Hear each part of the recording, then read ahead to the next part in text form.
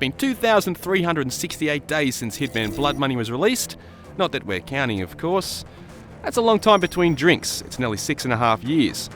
The pursuit at Agent 47 and his barcoded dome have spent the bulk of this generation on the sideline. Hitman Absolution has been a long time coming, a fact fans are acutely aware of. The pressure to deliver, then, is high. Blood Money may be a dinosaur, but it remains a cult favourite, adored by its faithful fans. 6.5 years on, IO Interactive must ship a successor to it worthy of the wait. The good news is, they have. Woo! Man, no one can piss on this day. Come on, darling. You better put a giddy up in your step. Adios. Absolution looks good. It looks its best at its busiest, when you're threading your way through the game's thick crowds. The levels are nicely dressed, and the cutscenes are well produced. It's a solid effort all round.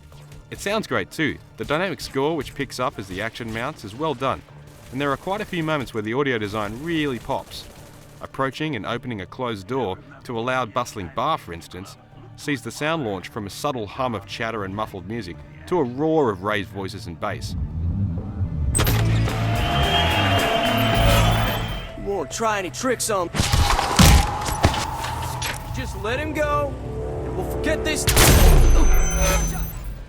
Above everything, Absolution is a game that wants you to experiment with it. Like Blood Money before it, your targets here can be executed in a host of ever so slightly sickeningly different ways. Shot, stabbed, harpooned, set on fire, electrocuted, exploded, drowned, fed to pigs, drowned and exploded pigs. It certainly hasn't forgotten where it came from. A couple of the game's kills are more tightly choreographed for dramatic effect, but most of the game's kills, 24 of them at least, are traditional Hitman fare. This is a slow-paced, measured experience. This is not Medal of Duty modern warfighter ops. Impatient action junkies need not apply. The way Absolution itself plays is very much a refined version of what IO attempted with its previous effort, but gone are most of the quirks Hitman diehards were happy to overlook in Blood Money. 47 feels far more connected to the environment rather than skating about on it, and successfully sneaking up on a target from behind with your signature fibre wire is no longer quite as fickle an exercise. It's all a lot more organic and a lot less stiff. Furthermore, Absolution adds a host of additional abilities for 47. There's Instinct Mode, which is basically 47's intuition represented visually. This replaces the previous godlike minimap. New Hitman players can use it as a crutch, noting enemy patrols or objects of interest. Veterans can simply refer to it sparingly or turn it off entirely.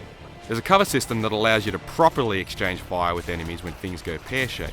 When you're playing as you should, stealthily and patiently, the cover system is even more useful, allowing you to spring from behind it as enemies pass by to quietly choke them out or snap their necks. Point shooting, which is a slow-mo power-up that functions not unlike a similar power-up in Splinter Cell Conviction, works fine, but Hitman veterans will rarely use it. Better is Precision Shot, which allows you to gently squeeze the trigger to steady your aim before actually firing. It feels very natural. It's a hugely better solution than the normal click here to hold your breath malarkey. Overall, Absolution is a success, although not universally so. The change to the disguise system, for instance, is a good idea, not fully formed. It makes sense that NPCs wearing the same type of clothing are able to recognize you as an imposter. It means you can't just don a disguise and stroll through the game's levels. It'd be too easy. The system should scale, however. It's logical a small group of janitors would recognize a stranger in their midst, less so that every Chicago policeman knows the faces of every one of his thousands of fellow officers so well that he can always spot an intruder. Well, I know you. Both the cover system and the blend system, where 47 casually dips his head and obscures his face as he passes threats, are IO's answers to these. If you're finding things too easy, I'd advise you to progress to the game's incredibly unforgiving expert and purist modes, where enemies react far faster. The nature of Absolution's story mode, which features 47 on the run and for several early levels, without his signature silver ballers, is also quite different from Blood Money. It may leave some fans a little wanting considering you can no longer select your preferred equipment before missions and such, but Contracts mode is there to fill that gap. Contracts mode is Absolution's true sandbox, where you can create your own hits within the game's levels with its clever play-to-create system, choosing whatever weapons or disguises you want. Better still, you can challenge your friends to complete your contracts faster and more efficiently than you. Alright, you got yourself a deal. Crack a bottle and get ready to light my fire.